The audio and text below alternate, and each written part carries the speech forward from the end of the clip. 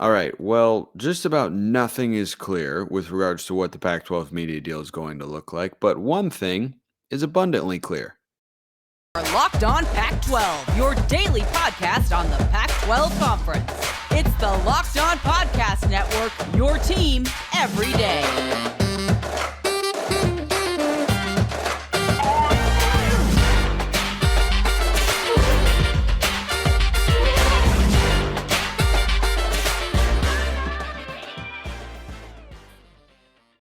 Welcome, everybody, to another episode of Locked On Pac-12. I'm your host, Spencer McLaughlin. Thank you so much for making this your first listen or your first view of the day. Part of the Locked On Podcast Network, your team every day, and your number one source to stay up to date with our media rights free and beloved Conference of Champions. Like, comment, subscribe, please, and thank you wherever you listen to or watch this show, which today is brought to you by FanDuel Sportsbook, official sportsbook of Locked On. Make every moment more. Visit FanDuel.com/Locked On today to get started. So we still don't have a deal.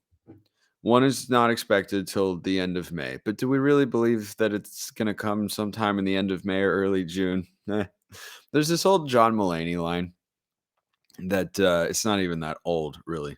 John Mulaney is a very funny comedian. Got into a little bit of personal trouble recently, but he's still a very funny comedian. And he has this line about how kids that are like 10 years of age or younger, anytime they're given a test, because they are, still so naive and innocent and overall just like not knowledgeable about the things in the world, they should be allowed to put down an answer if they don't know and get full credit. And the answer is just, who's to say? So anytime now something comes out about the Pac-12 media deal, this is how I feel. Anytime I see a report, anytime I see a tweet, anytime I see an opinion, anytime I see a thought, anytime I see analysis, it's just at this point in time, who's to say? Because no one seems to actually know anything.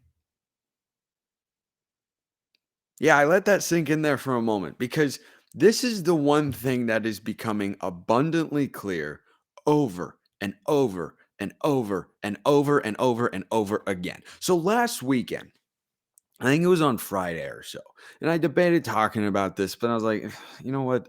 I'd rather be talking about spring football and whatnot. But as you can tell, I think I, like many of you, are getting kind of exhausted with this stuff. It's still the biggest story in the conference, which is why we discuss it. But I still just am at the point mentally where I'm like, man, like, what is going on here? It's one of the most, like, once this all wraps up, whatever the outcome is, whether I'm wrong or a lot of you are wrong or we're both partially wrong or whatever ends up happening with regards to the deal, what it looks like, what happens, whether or not teams jump ship, which I doubt and such, like, we're going to look back at this entire timeline of this particular set of months from like January of 2022 until May or June or whatever of 2022 and say, wow, we really got ourselves rung up, caught up, discussing, talking in circles about some crazy stuff that just ended up being blah. I mean, that's the best way that I could put it. Like, there are so many things. Like, you try to read into this guy's comments, that guy's comments, this reporting, that reporting. So the latest iteration of this came last week. I think it was last Friday, Thursday or Friday. So Dennis Dodd tweets out. Dennis Dodd, who's been on this stuff from the get-go, first broke USC and UCLA to the Big Ten. He's been everywhere, right? He works for CBS Sports. He sends out a tweet and then writes an ensuing piece, or they might have been together, whatever, that says ESPN is out as the tier 1 media rights holder for Pac-12 sports, meaning the best games of the week for basketball as well, but primarily, what drives the bus here almost entirely is football. The best games of the week, that's what we say when we're talking about tier 1 rights, and Dennis Dodd said ESPN was out of those discussions. And then 90 minutes later, Nicole Auerbach of The Athletic and Ross Dellinger of The Athletic both tweeted out the exact opposite, which is ESPN is not out for Tier 1 rights. They met as early as today. I'm not coming on here to take shots at Dennis Dodd. I'm not coming on here to take shots at Nicole or Ross or whoever and say, like, you're wrong, or you're this and you're that. I'm coming on here to say that I don't think anybody actually knows. And the way that information gets to us through mostly anonymous sources, it's impossible for us to know which ones are legit and which ones are not. And this is just the latest iteration of it. This is like the 5th time that we have gotten conflicting reports within the hour or within the day or within 30 minutes of a certain report coming out. And I've gotten to the point now, like this was the straw that broke the camel's back for me. I've gotten to the point now where I am going to be literally, until someone tweets out credibly and everyone's reporting, the deal has been signed, the deal is completed, here are the facts and figures, until it is public, until the Pac-12 speaks. I'm done going into the rumor and speculation mill here with regards to the deal itself and trying to figure out and read between the tea leaves, because how in the world are we supposed to have legitimate, honest, actual takeaways from any of this stuff when various reporters at legitimate media journalistic enterprises can tweet the exact opposite things within 2 hours of one another? What are we supposed to take from that? Dennis Dodd has been covering this stuff for a while. I don't know where his sources are. I don't know who his sources are, but he works for CBS Sports. Auerbach and Dellinger work for The Athletic. Am I supposed to trust one or the other? Am I supposed to look at one and say, oh, well, I'm not trusting that? Like, how are you supposed to choose? And my point here today in this entire opening rant is I don't think you should choose. I think as Pac-12 fans, and I'm sure the Big 12 fans will feel differently, especially the ones who would love to see the Pac-12 go up in flames. I think as Pac-12 fans, we should just take a step back and almost just like mentally just remove ourselves from the conversation. Because it seems like all this back and forth and speculation and rumor and time, it's just like, it seems like nobody actually knows. There hasn't been a time that I can recall in the sports world in which you have seen so many conflicting reports on the same topic. Take Aaron Rodgers, for instance. I've compared the two a lot on my radio show because it seems like there's an inevitable outcome, but it just never arrived. And then the Aaron Rodgers trade did finally happen.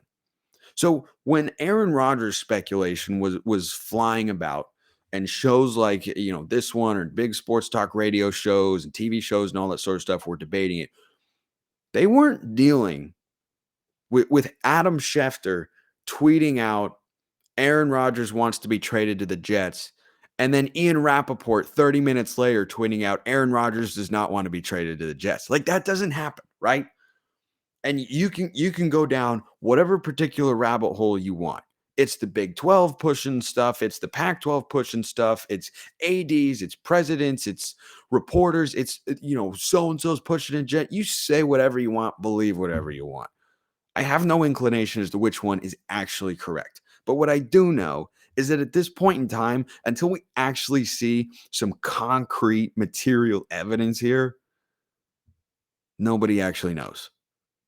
That has been made abundantly clear over and over and over again. John Canzano, guy who I've known for a long time, not on a personal level, but someone whose stuff I've read since I was like 6, 7 years old. I'm sorry, John, if you're listening or watching and I made you feel old there, but like that's what we got right now. Like, I've known who John Canzano is for a long time as a native Oregonian.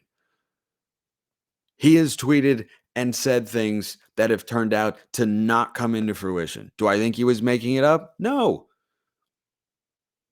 It's just not the sort of guy that I think he is. I don't know anything about Dennis Dodd. I'm not hurling accusations here.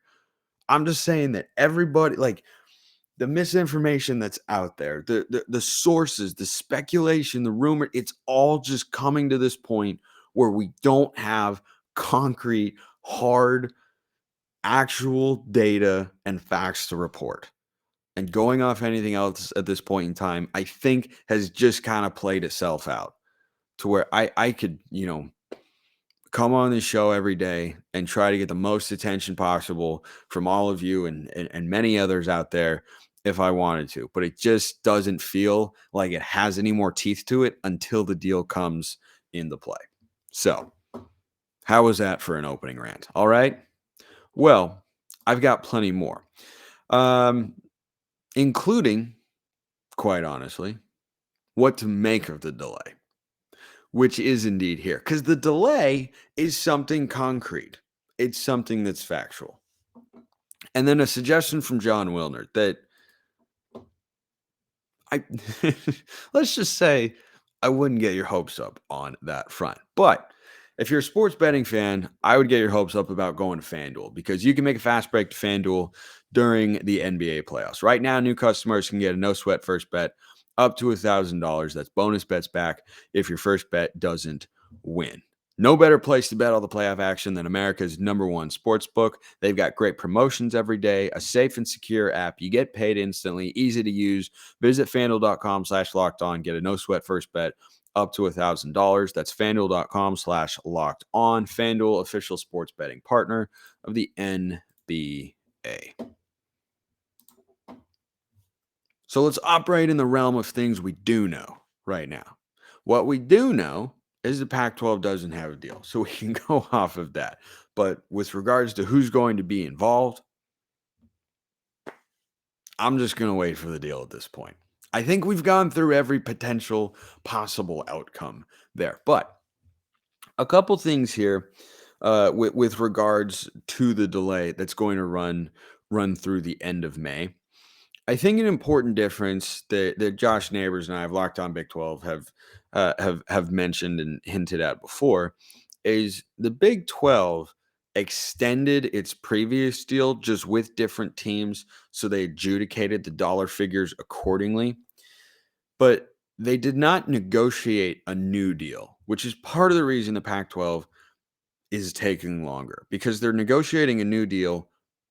They're dealing with one or two partners, Apple and Amazon, who have not been in the college sports space before, right? It'd be very new to them, and there are a lot of logistics there to figure out. So the other thing too with the delay, and I've talked about this for several weeks on the show, but I continue to think that is I think you can cast pretty serious doubt on what the Pac-12 presidents have said that they're going to be able to surpass the Big 12. Like, do we know all the intricate details of how long it takes to negotiate a new contract and how long it takes to get a new media rights deal and what it should, how long it should actually take? No, we do not. So maybe it just takes longer than we all think. But the deadlines have been hinted at before, and there have been presidents who have said, yeah, around this time, yeah, around that time, maybe final stages, and then it clearly hasn't been and whatnot. So I think that's another thing of what to make of the delay. Like, if you don't think the Pac-12 can get above the Big 12, I think that's a pretty reasonable take. I don't rule it out entirely, but the longer it goes on, yeah, the less likely I think that it is, because the more time that passes, the more it seems, and again, we don't know this for certain.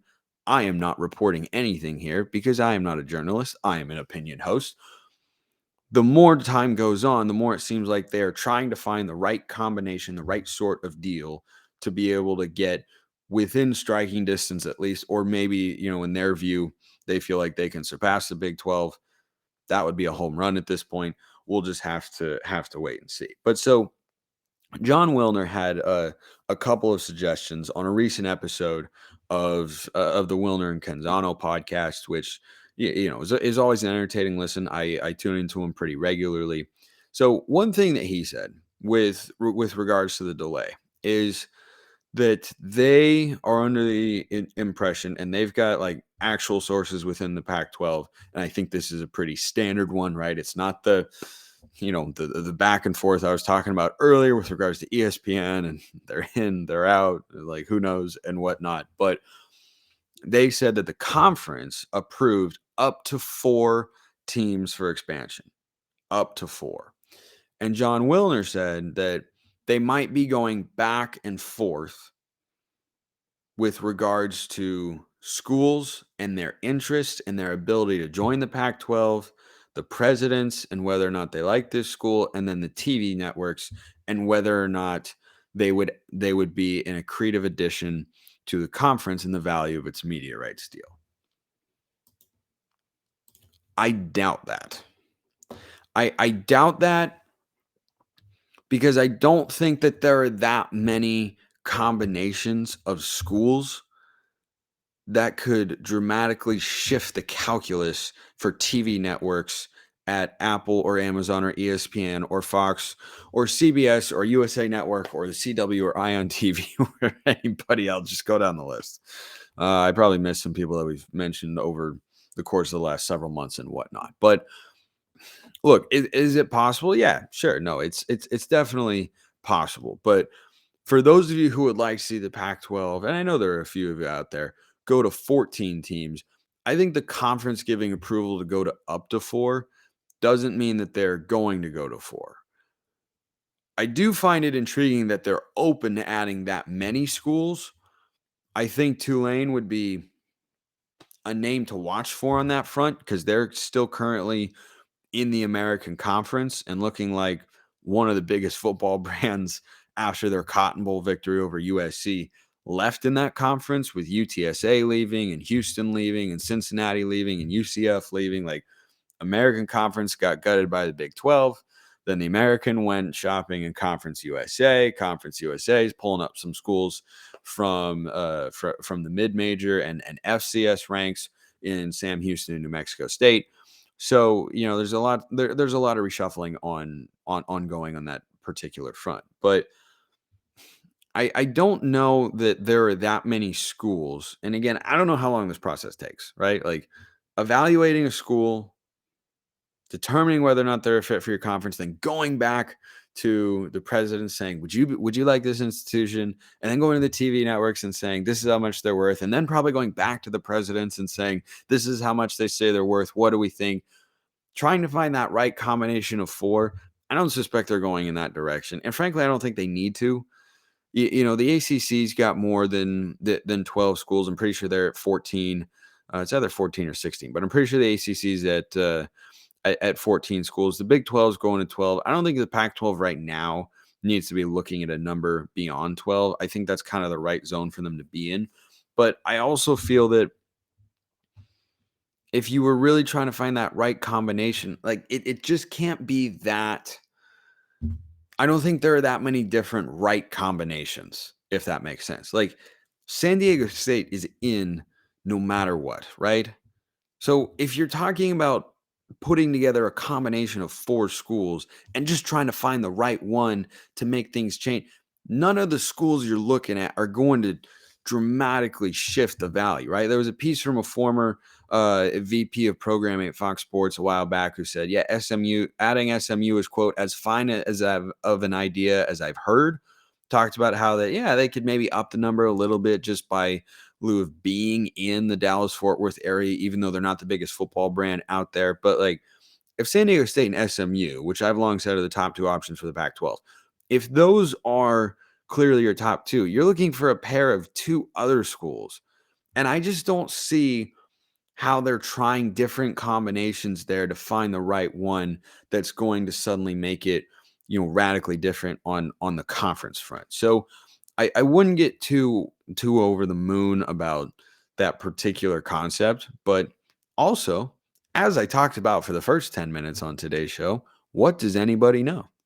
I am opining about the idea of a potential thought that came from John Wilner, or a potential, course of action that the conference could have. But do we know whether or not that is taking place? No, we do not. But the good news is, like, I'm okay operating in that space. The place where I get where I struggle, and where I was, obviously expressing some frustration that I think many of you share at the start of today's show, is with regards to the people who say, yep, this is happening. This is no longer there. But then you have other people come back and say, yeah, no, that's not happening, or that's not true, right? Different spaces there. I'm not completely worn out on speculation, but I am worn out on trying to figure out who I should trust. CBS Sports or The Athletic? I don't know.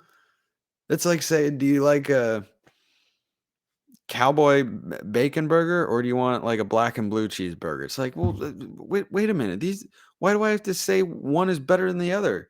One's got cheddar cheese, barbecue sauce, and onion strings, and one's got bacon and blue cheese and a nice little like chipotle crema on there. Like, I'm not going to choose between those two things. They're both very respectable, good, solid options, and I can get down with either one. So anyway, John Wilner had something else that I don't think is going to come to pass. I'm going to talk about that on tomorrow's show because it's interesting to say the least. Speaking of interesting, USC basketball is in the news right now. You may be saying to yourself, Spencer, USC basketball went out in the first round of the tournament this year. How interesting could they be? Let me tell you. Do you know the name Bronny James? Yeah, of course. We all have seen ESPN before in the last 20 years. So we know the name Bronny James. How much will the Pac-12 be watching ESPN in the future? Time will tell. Okay, I had to throw it out there. I had to. I didn't have to, but I chose to. And I did, and you're stuck with me anyway, and I apologize for that. But Bronny James is going to USC. This is a big get for Andy Enfield. I mean, this is... First of all, it seemed like Oregon was kind of the front runner. That may be my personal bias showing through. But the Nike connection and Phil Knight lobbying Bronny really hard seemed like that was kind of a perfect match. But Oregon's also got a bunch of guards on their roster who are experienced, who are veteran, who would probably be ahead of him for playing time and such. But the reason this is a big move for Andy Enfield and the Trojans is not, I repeat, is not just because of basketball. I don't know that it's even primarily because of basketball. I think Bronny James and Deion Sanders have a similarity there. Part of the inherent value of having him as a part of your program is the attention he now brings to your program. Now, has USC had some good basketball teams? Yes. They went to an Elite Eight in the COVID year, and that team was really, really good. They, of course, had the Mobley brothers. They had Tajidi, my guy from Santa Clara, my alma mater. So they've been good before, but I think overall it kind of feels like they've plateaued.